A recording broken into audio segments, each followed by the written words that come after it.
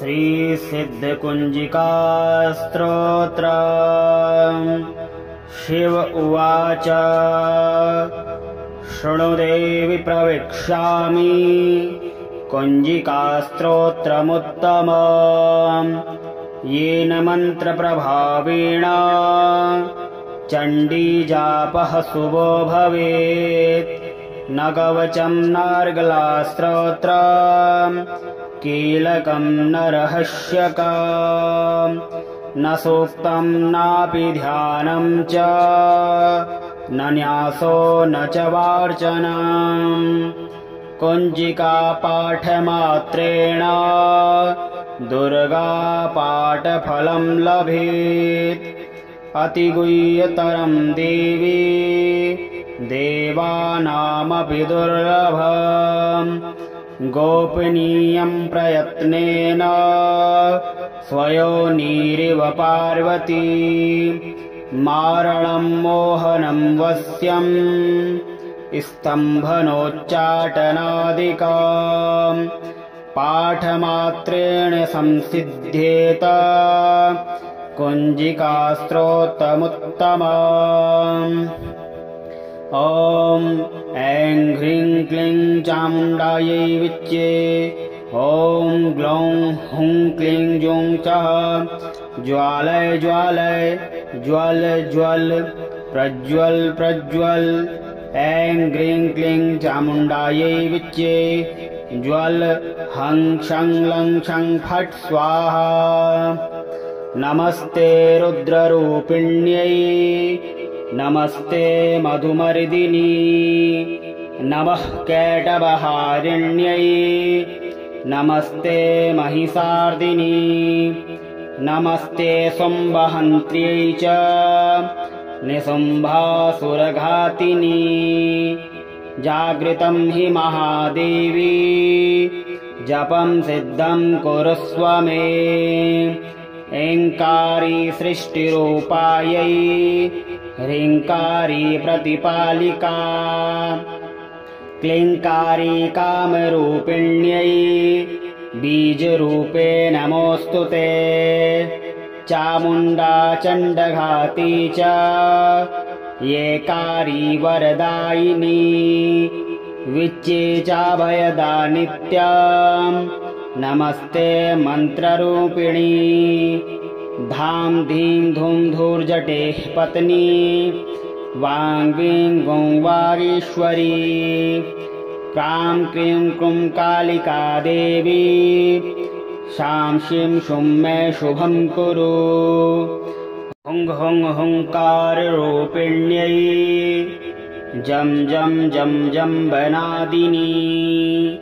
भ्रां भ्रीं भ्रूं भैरवी भद्रे भवान्यै ते नमो नमः। अङ्कं चं टं तं पं यं शं वीं दूं ऐं वीं हं क्षं धीजाग्रं धीजाग्रं तोटय तोटय दीप्तं कुरु कुरु स्वाहा। पां पीं पुं पार्वती पूर्णा खां खीं खुं खेचरी तथा। सां सीं सुं सप्तसती देव्या मन्त्रसिद्धिं कुरुष्व मे। इदं तु कुञ्जिकास्तोत्रम् मन्त्रजागृतिहेतवे। अभक्तेनैव दातव्यं गोपितं रक्ष्य पार्वती। यस्तु कुञ्जिकया देवी हीनां सप्तसतीं पठेत् न तस्य जायते सिद्धिररण्ये रोदनं यथा। श्रीरुद्रयामले गौरीतन्त्रे शिवपार्वती संवादे कुञ्जिकास्तोत्रम् सम्पूर्णम्। शिव उवाच शृणु देवि प्रवक्ष्यामि कुञ्जिकास्तोत्रमुत्तमम्। येन मन्त्रप्रभावेण चण्डीजापः शुभो भवेत्।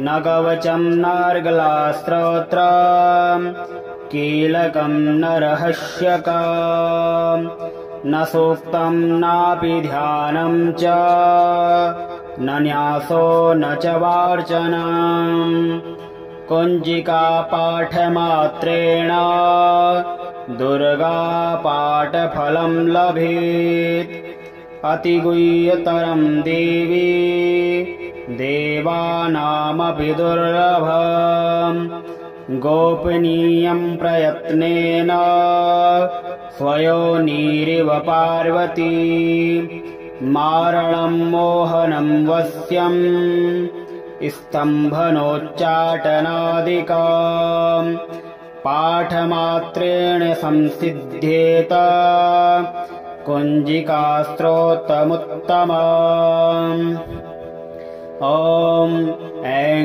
ह्रीं क्लीं चामुण्डायै विच्चे ॐ ग्लौं हुं क्लीं जूं चः ज्वालय ज्वालय ज्वल ज्वल प्रज्वल प्रज्वल ऐं ह्रीं क्लीं चामुण्डायै विच्चे ज्वल हं शं लं शं फट् स्वाहा नमस्ते रुद्ररूपिण्यै नमस्ते मधुमर्दिनी नमः कैटभहारिण्यै नमस्ते महिषार्दिनी नमस्ते शुम्भहन्त्र्यै च निशुम्भासुरघातिनी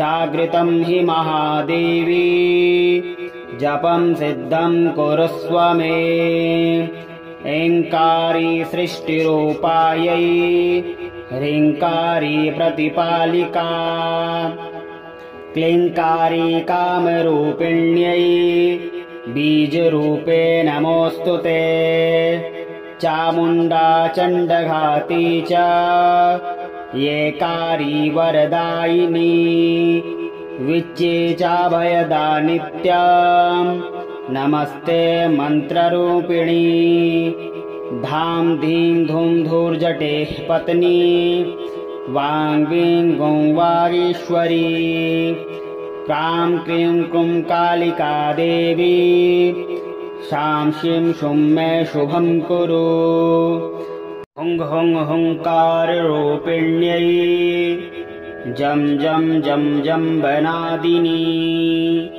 भ्रां भ्रीं भ्रूं भैरवी भद्रे भवान्यै ते नमो नमः अङ्कं चं टं तं पं यं शं वीं दूं ऐं वीं हं शं धीजाग्रं धीजाग्रं तोटय तोटय दीप्तं कुरु कुरु स्वाहा पां पीं पुं पार्वती पूर्णा खां खीं खुं खेचरी तथा सां सीं सुं सप्तसती देव्या मन्त्रसिद्धिं कुरुष्व मे इदं तु कुञ्जिकास्तोत्रम्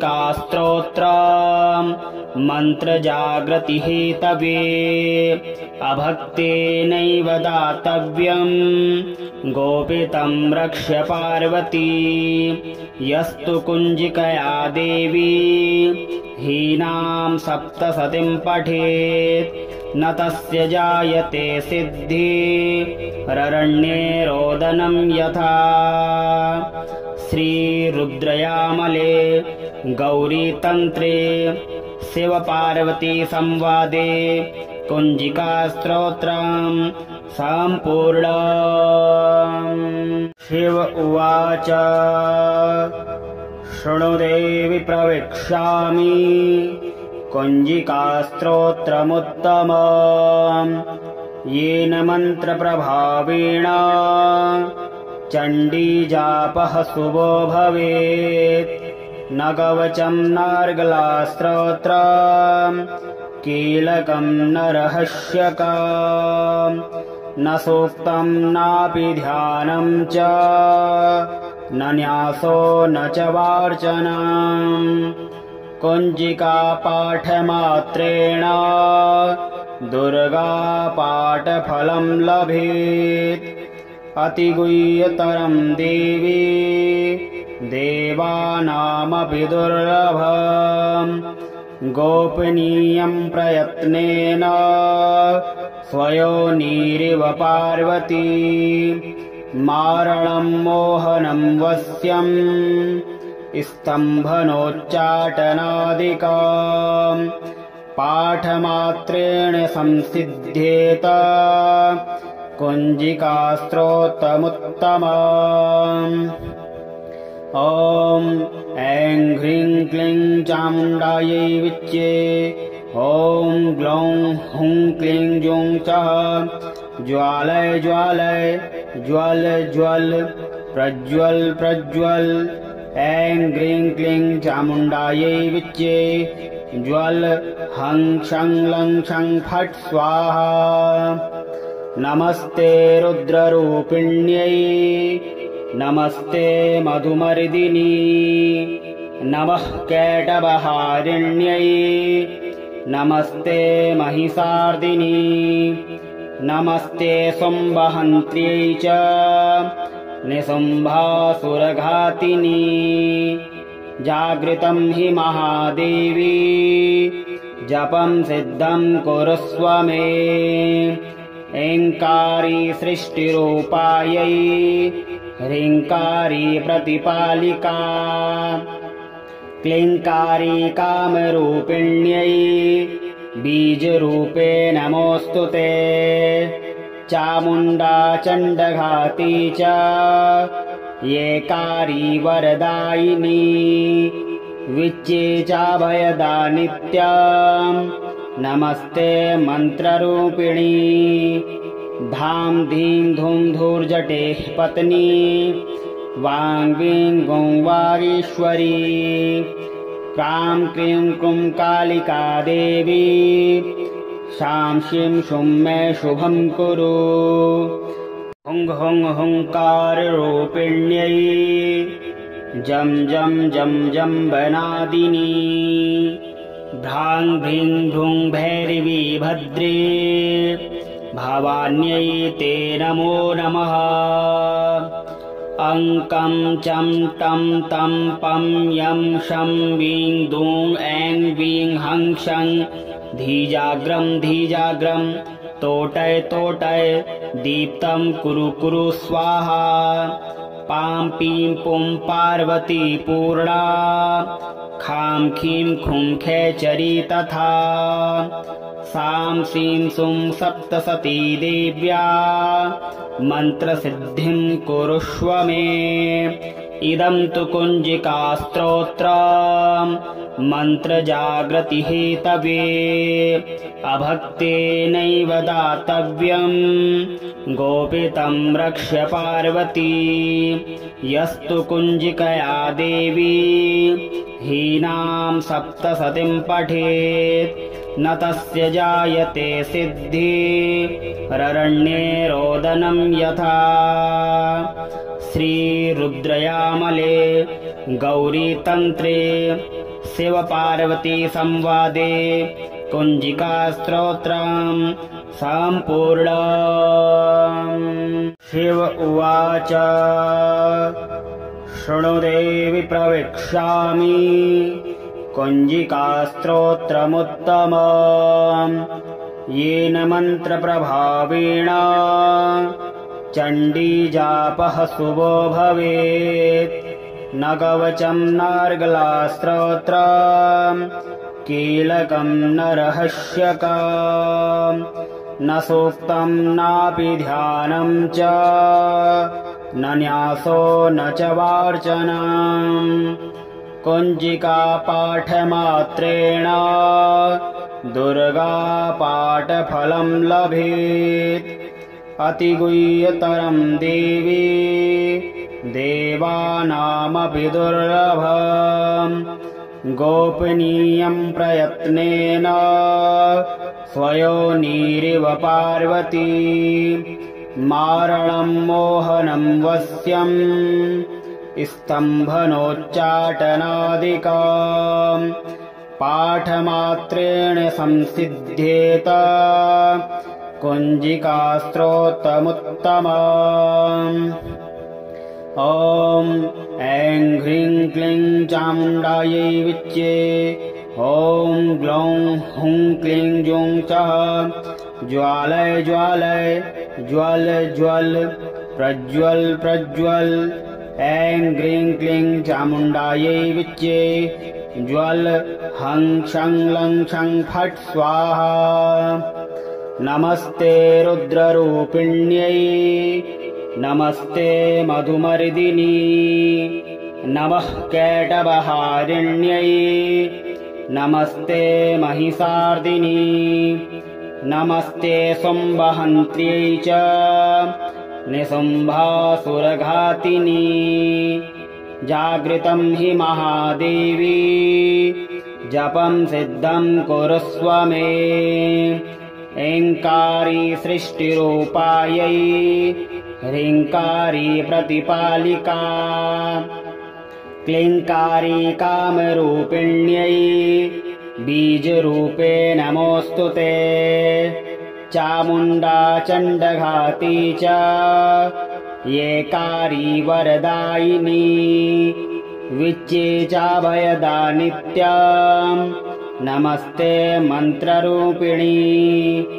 धां धीं धूं धूर्जटेः पत्नी वां वीं गौं वागीश्वरी क्रां क्रीं क्रूं कालिका देवी शां शीं शुं मे शुभं कुरु। हुं हुं हुंकाररूपिण्यै जं जं जं जम्बनादिनी भ्रां भ्रीं भ्रूं भैरवी भद्रे भवान्यै ते नमो नमः। अङ्कं चं टं तं पं यं शं वीं दूं ऐं वीं हं शं धीजाग्रं धीजाग्रं तोटय तोटय दीप्तं कुरु कुरु स्वाहा। पां पीं पुं पार्वती पूर्णा खां खीं खुं खेचरी तथा सां सीं सुं सप्तसती देव्या मन्त्रसिद्धिं कुरुष्व मे। इदं तु कुञ्जिकास्तोत्रम् मन्त्रजागृतिहेतवे अभक्तेनैव दातव्यम् गोपितं रक्ष्य पार्वती। यस्तु कुञ्जिकया देवी हीनां सप्तसतीं पठेत् न तस्य जायते सिद्धि ररण्ये रोदनं यथा। श्रीरुद्रयामले गौरीतन्त्रे शिवपार्वती संवादे कुञ्जिकास्तोत्रम् सम्पूर्णम्। शिव उवाच शृणु देवि प्रवक्ष्यामि कुञ्जिकास्तोत्रमुत्तमम् येन मन्त्रप्रभावेण चण्डीजापः शुभो भवेत्। न कवचं नार्गलास्तोत्रम् कीलकं न रहस्यकम् न सूक्तं नापि ध्यानं च न न्यासो न च वार्चनम्। कुञ्जिकापाठमात्रेण दुर्गापाठफलं लभेत्। अतिगुह्यतरं देवी देवानामपि दुर्लभम्। गोपनीयं प्रयत्नेन स्वयोनिरिव पार्वती मारणं मोहनं वश्यं स्तम्भनोच्चाटनादिकम् पाठमात्रेण संसिध्येत कुञ्जिकास्तोत्रमुत्तमम्।